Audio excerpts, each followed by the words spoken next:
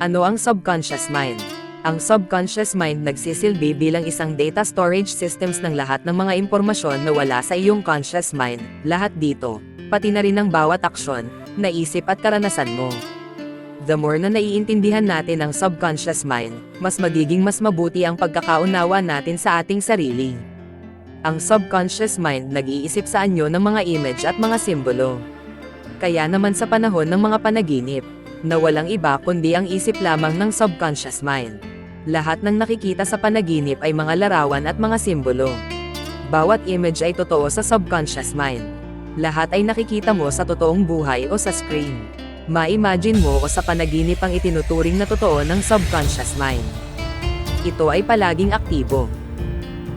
Nakikipag-ugnayan ito sa atin sa pamamagitan ng emosyon. Kinokontrol nito ang ating mga function ng katawan. Ang mga negatibong utos na huwag ay hindi pinoproseso ng subconscious mind. Kinokontrol nito ang ating mga habits. Ang ating subconscious mind ay parang isang kaibigan o isang gabay. Hindi lang gustong masiguro ang ating kaligtasan pati na rin na manatili tayong masaya at malusog. Thank you for watching.